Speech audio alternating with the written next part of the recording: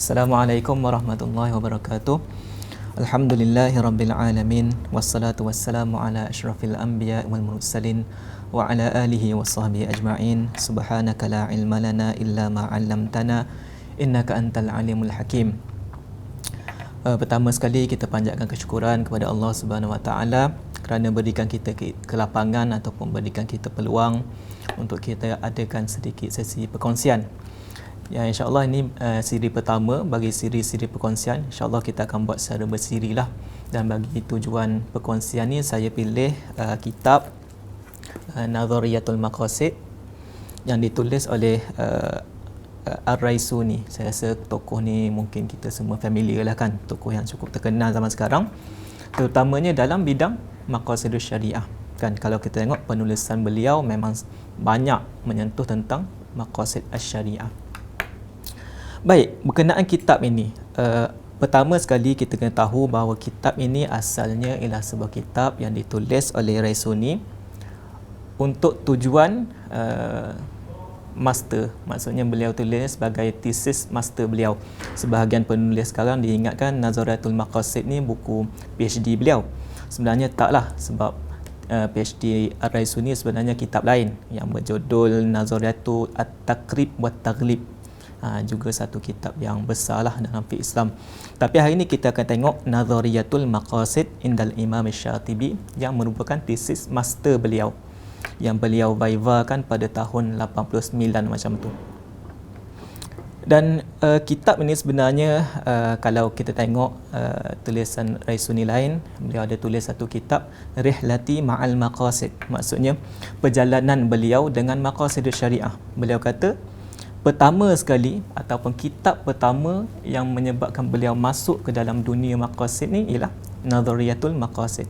Kerana ini adalah kitab yang antara yang terawal lah beliau tulis tentang maqasid. Kemudian barulah datang kitab-kitab kemudian yang Muhadarat fi Maqasid Syariah, Maqasidul Maqasid, Al-Fikrul Maqasidi dan sebagainya.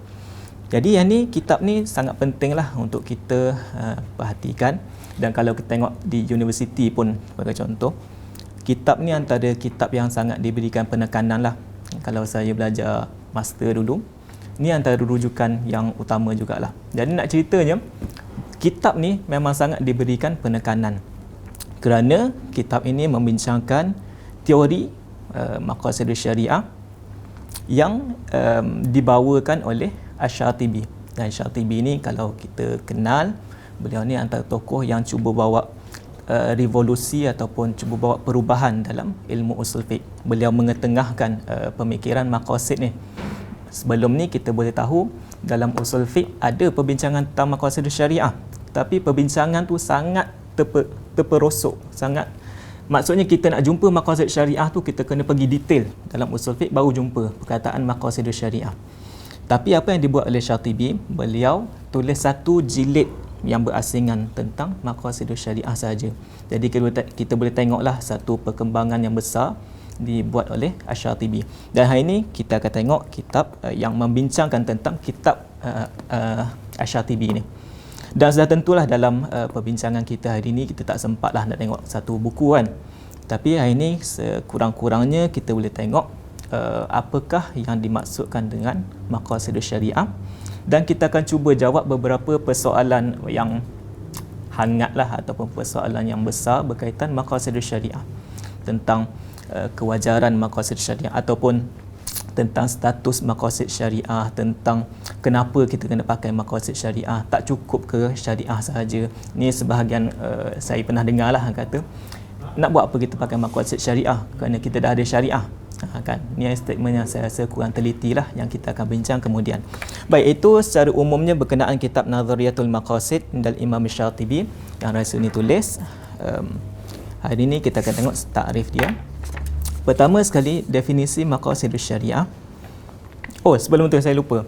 Apabila kita cerita tentang maqasid syariah dan Al-Muwafaqat dan Asy-Syatibi, mungkin kita ingatkan Ar-Raisuni antara tokoh yang satu-satunya tokoh yang menulis tentang buku ini, tentang Al-Muwafaqat.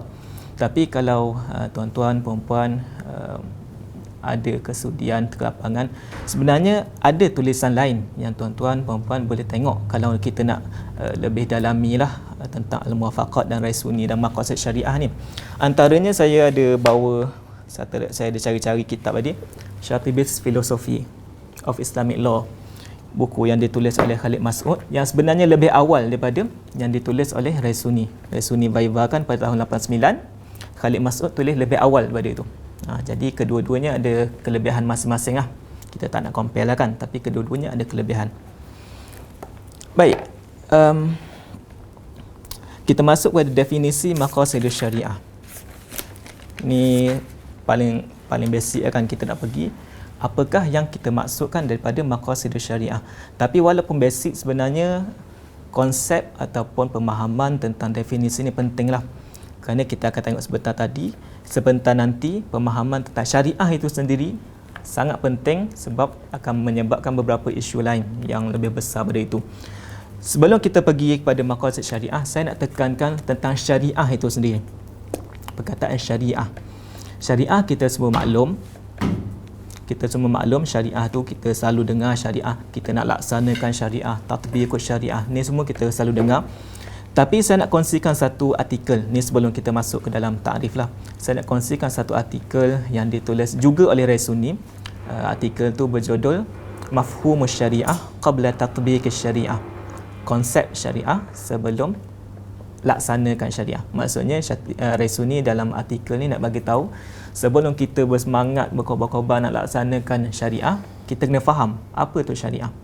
Baik, kita sentuh sikit. Syariah dalam Al-Quran ada satu tempat gunakan syariah dan satu tempat lain digunakan perkataan syir'ah.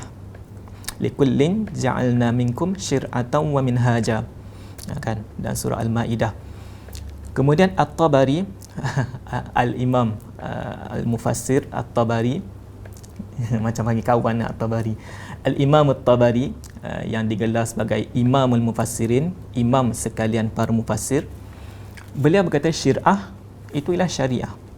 Dan syariah ini menurut penggunaan Al-Quran ialah seluruh perkara, seluruh urusan yang dihantarkan oleh dan yang diturunkan oleh Allah Subhanahu Wa Taala, yang berupa akidah, ibadat, muamalat, akhlak, semuanya terangkum dalam syariah. Ini penggunaan Al-Quran, penggunaan maksud syariah dalam Al-Quran, asal dia. Kemudian dengan berlalunya zaman, ni penting untuk kita lihat sebab kita nak bincang maqasid syariah, tapi syariah apa yang kita maksudkan? Jadi penting untuk kita tetapkan definisi kan. Sebahagian kemudian selepas perkembangan ilmu sebagainya, sebahagian ulama ataupun aliran menggunakan syariah dalam erti kata yang lebih sempit. Sebagai contoh, kita tengok sebahagian kita tak nak generalize kan, sebahagian tasawuf dia bahagikan antara syariat dan hakikat. Ini semua mungkin kita pernah dengar. Syariat tu mungkin untuk orang awam, untuk orang kebiasaan tentang ilmu-ilmu yang zahir ni. Hakikat berkenaan orang yang khusus sebagai contoh kan. Jadi ini penggunaan yang berbeza daripada penggunaan Al-Quran kan, maksudnya lain. Kemudian kita tengok sebahagian ulama juga pakai syariah dengan maksud lain juga. Sebagai contoh, ada yang pakai syariah ni sebagai hukum hakam amali. Sebab tu kita dengar ada orang kata Islam tu akidah dan syariat. Kan maksudnya Islam tu akidah, hukum hakam berkaitan batin, dan syariat, hukum hakam amali. Dan kita tak nak question mana betul mana salah, tapi penggunaan Al-Quran, syariat tu mewakili semua, mewakili akidah dan mewakili ibadat dan mewakili akhlak, semuanya terangkum dalam syariah. Dan kalau kita tengok, ada juga sebahagian, kalau tuan-tuan perempuan tengok dalam artikel tersebut, mungkin saya boleh kongsikan nanti, sebahagiannya tengok syariah dalam, walaupun dia tengok hukum amali, tapi dia tengok lebih sempit daripada itu. Sebagai contoh, sebahagiannya lihat syariah tu sebagai hukum jenayah. Sebagai contoh kan. Maksudnya apabila mereka laungkan aplikasi syariah, laksanakan syariah, yang mereka maksudkan ialah laksanakan syariah dalam bentuk hukum hakam jenayah. Kan? Jadi ini satu penyempitan daripada maksud syariah yang asal. Sebab tu kalau kita tengok sekarang ni, bila orang kata nak laksanakan syariah, yang mereka tengok ialah hudud. dan Qisas. Dan ini bukan saya masuk politik tanah air lah, sebab ini ditulis oleh Raisuni sendiri kan. Raisuni sendiri yang tulis berkenaan hal ini, sebab ini satu permasalahan yang berlaku bukan saja di tanah air kita tapi secara global berlaku. Apabila bincangkan syariah, dia yang ditengok ialah hukum hakam jenayah. Apabila tak laksanakan hudud, dia tu tak syariah. Apabila laksanakan hudud, walaupun negara tak bersih, walaupun ada rasuah, walaupun tak ada keadilan, tak ada kebebasan, itu ialah negara yang perjuangkan syariah sebagai contoh. Jadi penting untuk kita tengok syariah ni dalam kacamata yang lebih besar, menurut konsep Al-Quran tu sendiri. Syariah ini semua yang dihantarkan oleh Allah Subhanahu Wa Taala kepada manusia. Berkenaan hal ini juga saya teringatlah pada tahun 2016, panjang cerita kan. 2016 ada seorang tokoh, Dr. Abdul Rahman Al-Kilani. Beliau datang ke Malaysia dan beliau ada present satu paper berkenaan hakimiyah, tentang kedaulatan hukum hakam Islam. Dan beliau sentuh ada satu perkara yang saya rasa boleh relate kat sini. Dia kata syariat bagi negara tu bukan setakat satu dua hukum yang kita fokuskan sebentar tadi. Kebebasan rakyat itu sebahagian daripada syariat, kebersihan sebahagian daripada syariat, alam sekitar, penjagaan alam sekitar sebahagian daripada syariat. Jadi penting untuk kita tengok syariat dalam kacamata yang besar ni. Dan ini yang kita bincangkan dalam maqasid syariah. Maqasid iaitu matlamat bagi syariah dalam bentuk yang luas, bukan dalam bentuk solat saja, dalam bentuk zakat saja. Betul ada maqasid solat, maqasid zakat, tapi itu sebahagian daripada maqasid syariah. Sebab kita faham maqasid syariah ini satu benda yang besar. Syariah itu sendiri satu benda yang besar yang dihantarkan oleh Allah Subhanahu Wa Taala kepada manusia. Baik, itu berkenaan mafhum syariah. Kita pergi kepada maksud maqasid syariah sendiri. Maqasid ialah jamak pada maqsad, yang perkataan asalnya ialah qasada. Ini semua takrif literal yang teknikal, mungkin kita tak nak pergi terlalu detail. Cuma bagi tahu maqasid, maksud dia ialah matlamat ataupun tujuan. Itu saja. Maksudnya kalau kita bawa kereta, maqasid kita nak sampai ke mana? Macam tu. Matlamat kita nak pergi ke mana? Itu maqasid, simple. Syariah pula kita dah sentuh tadi kan. Syariah ni segala perkara yang dihantarkan oleh Allah Subhanahu Wa Taala. Maqasid syariah itu sendiri sebagai laqab. Kalau kita tengok definisi maqasid syariah, Raisuni dalam kitab beliau ini dia kata, kalau kita tengok Asy-Syatibi tak letakkan takrif secara jami' mani' yang kita panggil dalam kitab beliau Al-Muwafaqat. Walaupun kalau kita tengok sebahagian penulis sekarang dia kata sebenarnya Syatibi letakkan takrif maqasid syariah dan muwafaqat, tetapi Syatibi letakkan dalam dua tempat berasingan kan. Sebagai contoh, tuan-tuan puan-puan boleh tengok maqasid syariah al-islamiyah, macam tu lebih kurang tajuk dia, yang ditulis oleh Ibn Zaribah. Dia kata Syatibi sebenarnya letak definisi, tapi definisi tu perlu dicantumkan sebab Syatibi letakkan pada dua tempat berbeza. Tapi apa-apa pun, ni semua perbincangan yang kita boleh conclude kat sini, kita boleh simpulkan Syatibi tak letakkan satu takrif khusus yang jami' mani' dalam Al-Muwafaqat. Yang ni kita boleh setuju. Dan Raisuni beliau letakkan satu justifikasi lah kenapa Syatibi tak letakkan takrif. Kerana kalau kita tengok perbincangan sekarang, apabila mereka bincang tentang maqasid syariah, termasuklah kita pada hari ini, yang pertama mereka bincang ialah definisi kan. Sebab mereka nak tahu apa yang perlu dibincangkan, tentang apa mereka nak bincangkan.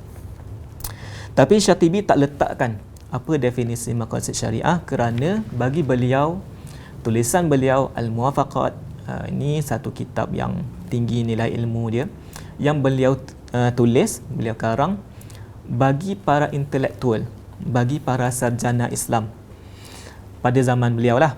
Jadi, dan mungkin kita boleh pakai zaman sekarang, dan memang kita pakai pun zaman sekarang. Tapi nak ceritanya, Syatibi tak letakkan kerana tak menjadi satu keperluan bagi para ulama, terutama pada zaman tu, untuk diberikan takrif maqasid syariah. Kerana memang para ulama ni sedia maklumlah apa yang dibincangkan dalam maqasid syariah. Dan benda ni dijelaskan oleh Syatibi sendirilah dalam muqaddimah beliau. Beliau kata la yusmahu lin-nadhiri fi hadzal kitab, tidak dibenarkan bagi sesiapa yang meneliti kitab ini an yanzura fihi nadhrun mufidun atau mustafidun, ataupun nadhru mufidin atau mustafidin, tidak dibenarkan bagi sesiapa yang melihat kitab ini untuk melihatnya dengan dapat manfaat dan dapat memberikan manfaat, hatta yakunu rayyan, sehinggalah dia ni mahir ataupun arif dalam selok-belok ilmu syariah. Maksudnya satu kriteria awal yang diletakkan oleh Syatibi sendiri ialah seorang yang membaca kitab Muwafaqat ni mestilah rayyan, mestilah mahir ataupun arif dalam ilmu syariah. Jadi kalau orang tu dah mahir, dah arif, dah tahu tentang ilmu syariah, mungkin Syatibi lihat tak ada keperluan lah untuk beliau berikan takrif maqasidus syariah. Kerana kalau dah mahir dalam ilmu syariah, sudah tentulah dia dah tahu apa yang dimaksudkan daripada maqasidus syariah. Tapi untuk kita hari ini, kita mungkin tak royan lah kan, kita tak arif, kita tak mahir. Jadi kita diberikan takrif, definisi tentang maqasidus syariah. Jadi sebab itu kalau kita tengok Muwafaqat, tidak diberikan takrif secara jami' mani' tentang maqasidus syariah ni. Tapi apapun, kalau kita tengok ulama zaman sekarang, ulama kontemporari, kita tengok sebagai contoh Al-Fasi, kita tengok Ibn Ashur dan Raisuni sendiri, beliau ataupun mereka berikan takrif untuk maqasidus syariah. Dan mungkin kita tak sempatlah nak ambil setiap takrif ni kan dalam perbincangan ringkas ni. Tapi saya akan petik takrif yang diberikan oleh Raisuni sendiri. Beliau kata, boleh kita katakan inna maqasidash syariati, maqasid syariah ini hiyal ghayatu allati wudi'at, maqasid syariah ini ialah ghayat. Ghayat ni maksudnya tujuan ataupun matlamat, macam kita kata tadi, allati wudi'atish syari'atu, yang syariah ini diwujudkan li ajli tahqiqiha, yang syariah ini diwujudkan bagi merealisasikan tujuan tu, limaslahatil ibad, bagi maslahah para hamba, maslahah manusia. Maksudnya kalau kita simpulkan, kita mudahkan yang dikatakan oleh Raisuni kat sini, maqasid syariah itu ialah tujuan, matlamat, yang untuk capai tujuan tu syariah ini dibentuk.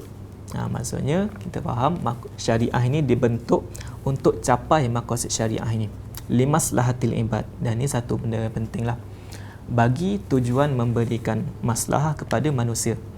Kita bincang dalam maqasid syariah ini tentang maslahah, mafsadah, tapi kita perlu ingat apabila kita bincang tentang maslahah, yang kita maksudkan daripada maslahah itu ialah maslahatil ibad, limaslahatil ibad.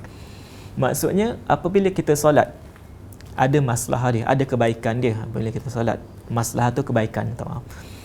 Ada kebaikan dia apabila kita solat. Tapi kebaikan tu untuk siapa? Kan? Kita puasa ada kebaikan dia. Tapi kebaikan tu untuk siapa? Kan daripada takrif Raisuni ni dia kata limaslahatil ibad, untuk maslahat manusia. Kerana Allah Subhanahu Wa Taala tak perlukan kepada solat kita. Allah Subhanahu Wa Taala Maha Kaya, Maha Agung, tak perlukan kita berpuasa. Maksudnya kalau kita semua ni, seluruh manusia jadi sejahat-jahat manusia, sebagai contoh, semua jadi Firaun, semua jadi Thamud sebagai contoh kan, Allah tak kurang sikit pun pada kekuasaannya. Dan kalau sebaliknya begitulah, kalau kita jadi manusia paling baik pun, kita jadi tak tahu apa, generasi paling baik pun dalam dunia, Allah tak untung sikit pun. Jadi kita kena faham apabila kita solat, kita kena zakat, kita ikut syariat, kebaikan tu ialah untuk manusia, bukan untuk Allah. Kita yang perlukan solat, kita yang perlukan kepada zakat, kita yang perlukan kepada syura, kita perlukan kepada pemerintahan yang adil. Semua tu termasuk dalam syariat kita sebut tadi kan.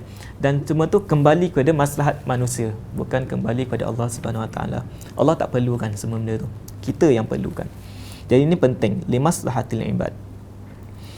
Jadi saya rasa ni takrif yang sangat mudah kita faham. Maqasid syariah itu ialah tujuan yang ingin dicapai daripada kewujudan ataupun daripada diwujudkan syariah untuk capai maslahat bagi manusia. Baik, ini satu perkara yang kita kena tekankan juga. Kenapa kita kena tahu maqasid ni? Kan apabila kita kata maqasid ni matlamat. Jadi untuk apa kita faham? Kan tak cukup bagi kita tahu untuk solat, kita tahu syarat, kita tahu rukun dan sebagainya, dah sah dah solat kita. Tapi untuk apa kita tahu maqasid syariah daripada solat sebagai contoh. Jadi ini bawa saya pada persoalan seterusnya. Maqasid syariah ini sebenarnya satu ilmu yang menyebabkan kita bertanya mengapa. Mengapa kita solat? Mengapa kita zakat? Mengapa Islam suruh ini? Mengapa Allah suruh kita buat ini? Mengapa? Tapi malangnya, saya quote Dr. Jasir Audah, malangnya beliau kata orang kita, maksud orang Islam, kurang kebolehan untuk bertanya mengapa. Kita lebihkan bertanya tentang bila, bagaimana, kan. Sebagai contoh puasa, kita tanya bila waktu puasa, bila masuk puasa, bila kita berhenti puasa, apa yang membatalkan puasa, bagaimana kita nak puasa. Tapi tak banyak kita tanya mengapa kita kena puasa. Padahal mengapa kita kena berpuasa tu dijelaskan sendiri dalam Al-Quran. Dan ini saya akan bincangkan kemudian. Mengapa? Kita kurang kebolehan untuk bertanya mengapa, kan. Kerana apabila kita bertanya mengapa, kita akan pergi lebih ke hadapan lah. Apabila kita solat, kita tanya mengapa kita kena solat. Kita baca Al-Quran dan Al-Quran kata aqimis salata li dhikri. Dirikan solat, tujuan dia untuk mengingati aku. Maksudnya tujuan kita solat ialah untuk mengingati Allah Subhanahu Wa Taala. Dan ayat lain Allah Subhanahu Wa Taala berfirman, innas salata tanha 'anil fahsya'i wal munkar. Solat itu, dirikan solat kerana solat tu mencegah kemungkaran dan perbuatan keji. Maksudnya ini tujuan daripada solat. Ini maqasid daripada solat. Kita solat untuk apa? Kerana solat itu kita dirikan untuk kita ingat Allah Subhanahu Wa Taala. Dan kita dirikan solat untuk cegah diri kita daripada melakukan kemungkaran. Itu maqasid daripada solat. Dan pentingnya memahami maqasid ni, kita boleh tengok dari sudut puasa sebagai contoh, kan. Kita puasa, kita tahu apa yang membatalkan puasa, tapi kita tak tekankan apa yang Islam nak daripada puasa, kan. Jadi kadang-kadang kita puasa tapi kita tak capai apa yang Islam nak, apa yang Allah Subhanahu Wa Taala nak. Sebab dalam ayat Al-Quran, Allah Subhanahu Wa Taala berfirman, yang kita semua maklum insya-Allah, kutiba alaikumus siyam kama kutiba alal ladzina min qablikum la'allakum tattaqun. Kutiba ay furida, kan. Kutiba maksudnya difardukan, diwajibkan ke atas kamu berpuasa sebagaimana diwajibkan ke atas umat-umat terdahulu sebelum kamu, la'allakum tattaqun, semoga kamu menjadi orang yang bertakwa. Inilah maqasid solat, maqasid puasa, maqasid yang diinginkan daripada berpuasa. La'allakum tattaqun, mudah-mudahan kamu menjadi orang yang bertakwa. Jadi apabila kita tak tekankan maqasid ni, apabila kita berpuasa, kita jaga makan, kita tak makan, kita tak buat apa-apa yang boleh membatalkan puasa, kan. Tapi dalam masa sama kita tak dapat capai ketakwaan tu sebab kita tak jaga anggota badan kita daripada melakukan dosa. Kerana kita faham kalau kita buat ni puasa batal, kita buat ni puasa tak batal. Tapi kita tak nampak bahawa puasa tu ada tujuan yang ingin dicapai. Sebab tu kita tengok ada orang solat tapi lepas solat perangai dia sama je, tak cegah kemungkaran pun. Sebab tu kita tengok ada orang puasa tapi tengah puasa tu boleh mengata kat orang, kan, sebagai contoh, kan, boleh kata-kata hodoh dan sebagainya. Sebab dia tak nampak la'allakum tattaqun kat situ. Dia nampak yang ni batal, yang ni tak batal, kan.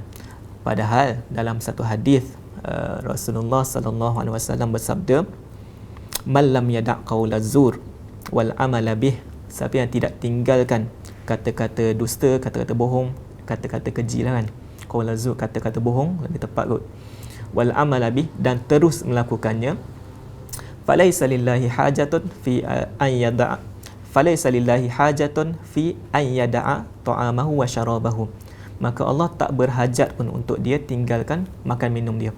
Sebab nak bentuk ketakwaan tu bukan setakat kena tinggal makan minum, tapi kena tinggal kata-kata buruk, kena tinggal mengatakan orang, semua tu barulah dapat capai la'allakum tattaqun yang ingin dicapai daripada puasa. Jadi sebab tu penting untuk kita buat satu, kita kena faham ada tujuan yang ingin dicapai. Kalau kita buat ni mungkin puasa kita tak batal, tapi tak capai apa yang Allah nak daripada berpuasa. Macam itulah. Jadi kita pergi pada persoalan seterusnya, adakah itu persoalan pertama tadi kan, mengapa kita perlu maqasid syariah? Kerana maqasid syariah ini menjawab persoalan mengapa, yang membuatkan kita pergi lebih detail lah apabila kita bertaamul, bermuamalat dengan hukum hakam.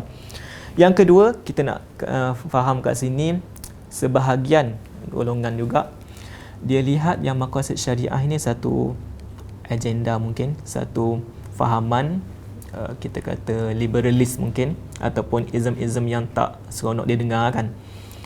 Dia kata mereka ni liberal kerana pakai maqasid syariah dan sebagainya.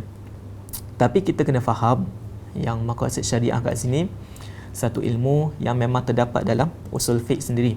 Dan kalau kita tengok perkembangan maqasid syariah, yang insya-Allah kita akan bincang selepas-lepas ni,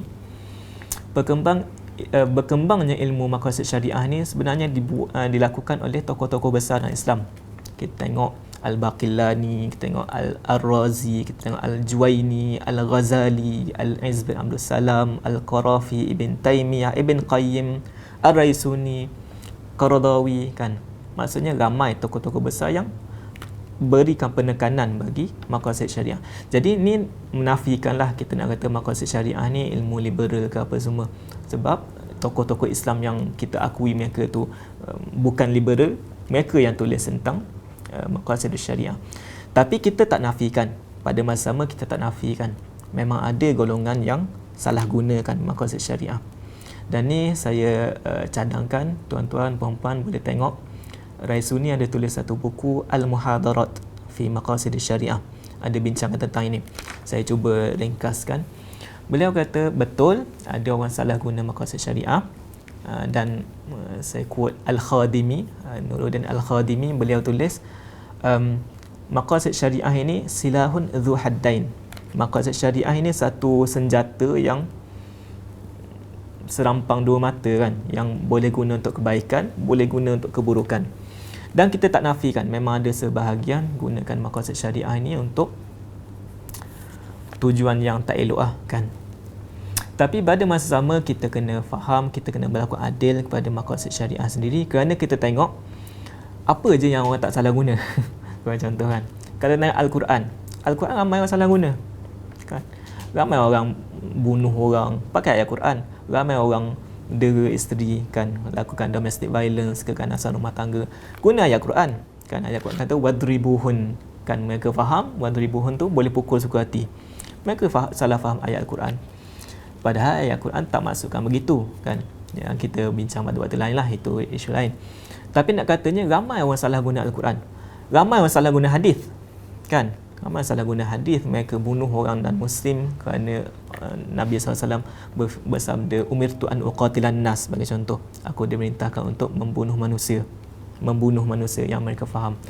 Jadi mereka faham macam tu, mereka salah faham tentang Al-Quran, mereka salah faham tentang hadis. Tapi adakah tu menyebabkan Al-Quran dan hadis tu salah? Tu persoalan dia. Bila orang salah guna Quran, bila orang salah guna hadis, yang salah tu Quran hadis ke yang salah tu dia orang? Yang salah tu pemahaman dia orang. Begitu juga dengan maqasid syariah. Yang salah tu pemahaman mereka tentang maqasid syariah. Dan apabila orang salah guna Quran, salah guna hadis, tindakan kita apa? Adakah kita ban Al-Quran? Tak kan? Kita cuba betulkan pemahaman mereka tentang Al-Quran dan hadis. Macam tu juga dengan maqasid syariah. Apabila mereka salah faham maqasid syariah, merupakan tanggungjawab kita untuk betulkan balik apa yang sebenarnya kan, supaya perkembangan ilmiah tu berlaku. Jadi maqasid syariah ini bukan satu idea yang asing lah daripada Islam, dan kita dah sentuh tadi sebenarnya maqasid syariah ini terkandung dalam Al-Quran dan hadis sendiri. Kalau saya quote lagi Dr. Jasir Audah, beliau kata Al-Quran ini satu kitab yang maqasid driven. Maqasid driven maksudnya Al-Quran dan Sunnah ni syarat dengan mesej maqasid, mesej maslahah dan sebagainya. Dan ni kita boleh tengoklah sebagai contoh dalam ayat tentang solat, tentang zakat, ayat tentang puasa yang kita dah sentuh tadi. Bahkan banyak ayat-ayat lain yang cerita tentang maqasid satu benda. Sebab tu kalau saya boleh petik satu kitab yang ditulis oleh Al-Asfahani, Ar-Raghib Al-Asfahani, Al-Dhari'ah ila Makarim Syariah, beliau nyatakan ada tiga paling kurang tujuan manusia ni diciptakan, maqasid penciptaan manusia, antaranya ibadat, khilafah dan imarah. Tapi yang saya nak ceritakan kat sini ialah hatta manusia sendiri diwujudkan ada maqasid dia, dan semua ni terdapat dalam Al-Quran. Dan tu tak sentuh lagi tentang maqasid Al-Quran itu sendiri yang dibincangkan panjang oleh Al-Qaradawi, Rashid Ridha, Ibn Ashur dan sebagainya.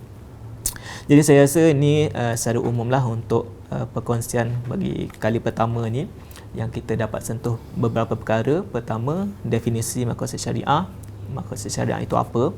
Untuk apa kita perlukan maqasid syariah?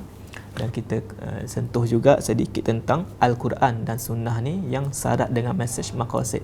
Dan maqasid syariah ini bukan ideologi yang asing lah bagi syariat Islam sendiri. Jadi bila orang kata buat apa kita nak ada maqasid syariah, kita dah ada syariah, saya rasa itu statement yang kurang teliti lah. Sebab maqasid syariah itu ialah untuk capai tujuan daripada syariat itu sendiri. Jadi ini perkongsian pertama bagi saya untuk kali ini. Saya akhiri dengan Assalamualaikum warahmatullahi wabarakatuh.